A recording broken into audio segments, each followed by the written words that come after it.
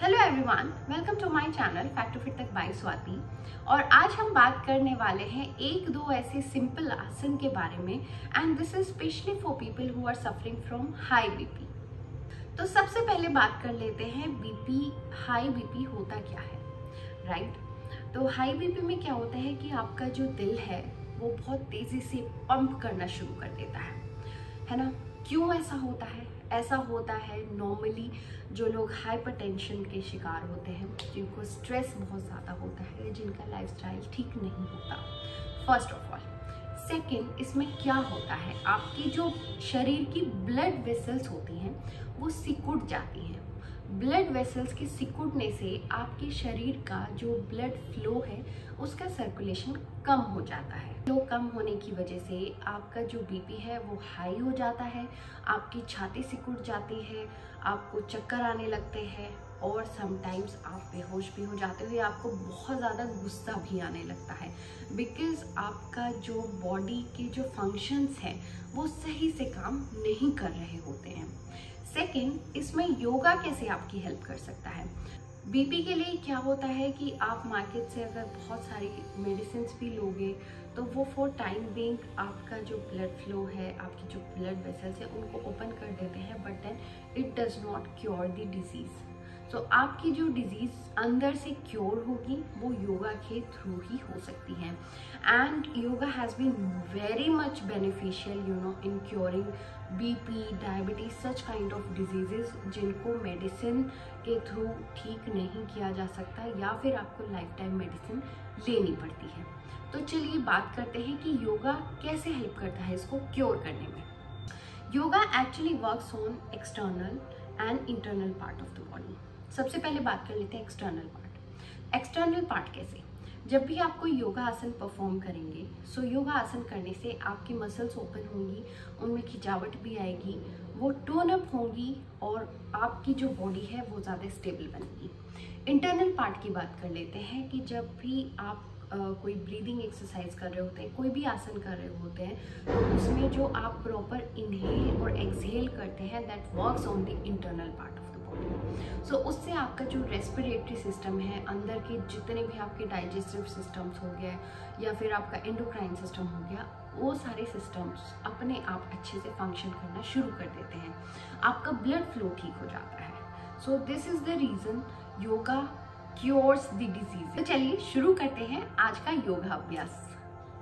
तो सबसे पहले हम करेंगे बटरफ्लाई पोज। बटरफ्लाई पोज में आपको क्या करना होगा, अपने दोनों पैरों के पंजे एक दूसरे से सटा कर रखने होंगे। जितना आप अपने हिप्स के क्लोज रख सकते हैं उतना आपको अपने पैर हिप्स के क्लोज रखने होंगे। ऐसा नहीं है कि आपके पैर यहाँ पे हैं और आप इसको इस तरीके से करेंगे। बटरफ्लाई पोज के बारे में सब जानते हैं, आज के टाइम पे बच्चों को भी सिखाया जाता है। इससे उनके जो हिप्स हैं, हिप्स का जो एरिया है वो ज़्यादा फ्लेक्सिबल होता है, ज़्यादा स्टेबिलिटी आती है और ज़्यादा ओपन होता है बचपन से ही। तो चलिए शुरू करते हैं। आपको अपनी जो बैक है वो एकदम स्ट्रेट रखनी है। आपकी बैक एकदम स्ट्रेट होनी चाहिए। आपके जो पंजे हैं वो पैरों से, आपके हिप्स से बिल्कुल लगे हुए होने चाहिए।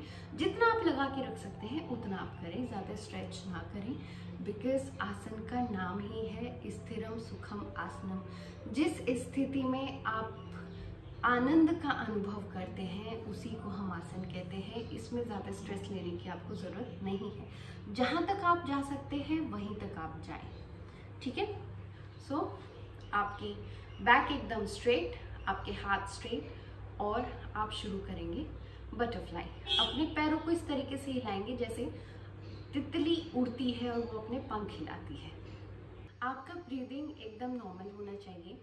There should be no stress on the breathing. और ब्रीदिंग में आपको कुछ भी मैनिपुलेशन नहीं करना है, एकदम नॉर्मल ब्रीदिंग और शांति के साथ ही योगा पोज करें। इस योगा पोज को करने के फायदे, इससे हमारा बीपी कैसे क्योर होगा।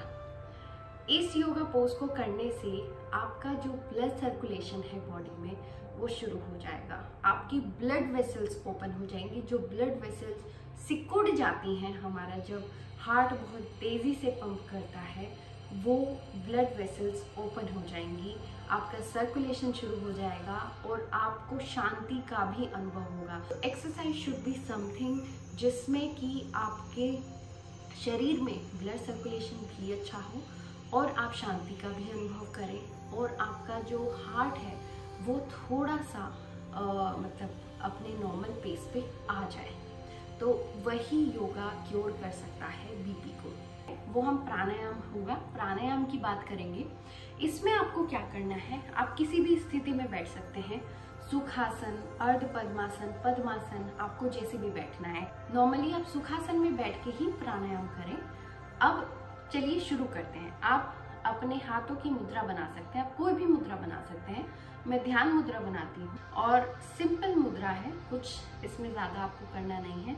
सबसे बड़ी चीज़ एक ये होती है प्राणायाम में, लोगों को ये रहता है कि अपने हाथों को स्ट्रेच करके आपको बैठना है। हाथों को बिल्कुल भी स्ट्रेच नहीं करना, आपको अपनी बॉडी को ढीला छोड़ देना है। लेकिन आप ये ज़रूर से याद रखें कि आपकी जो बैक है वो सीधी रहे, वो झुके नहीं। आपको झुकना नहीं है, आपको सीधे रहना, ठीक है। आपके हाथ हल्के से मुड़े होने चाहिए, जिससे कि आपका ध्यान जब आप ये प्राणायाम कर रहे हो आपके हाथों पर ना हो के आप एक कंफर्टेबल स्टेज में बैठे हो और आप अपना पूरा ध्यान अपनी ब्रीदिंग पर लगा सकें। 3 की गिनती करते हुए हम इनहेल करेंगे, 3 की गिनती करते हुए हम exhale. Simple inhale, simple exhale. कोई आपको अपनी ब्रीदिंग में मैनिपुलेशन नहीं करना है। आपको 3 के काउंट पे इनहेल करना है, 3 के काउंट पे एक्सहेल करना है और 3 1 2 3 इनहेल, देन एक्सहेल 1 2 3। सो इनहेल, एक्सहेल, राइट। सो ये बहुत ही अच्छा प्राणायाम है आपके बीपी को क्योर करने के लिए। इससे आपके जो मन है, आपका जो दिमाग है, उसको शांति मिलेगी, प्लस आपका रेस्पिरेटरी सिस्टम अंदर से ठीक हो जाएगा। देखिए yoga is a science, right. So yoga works on the internal part of the body as I said in the beginning. और मिनिमम 5 से लेके 7 मिनट्स या फिर 10 मिनट्स तक का अगर आप बिगनर हैं तो शुरू कर सकते हैं। और अगर आप ऑलरेडी कोई प्राणायाम कर रहे हैं तो फिर आप 15 मिनट तक इसको कर सकते हैं। इतना आपको ड्यूरेशन मिनिमम चाहिए ही चाहिए। तो ये आज के बहुत सिंपल आसन और प्राणायाम जिनके बारे में मैंने बात की। अगली बार मैं कुछ ऐसे ही अच्छी वीडियोस आपके लिए लेके आऊँगी। Till then see you, bye bye.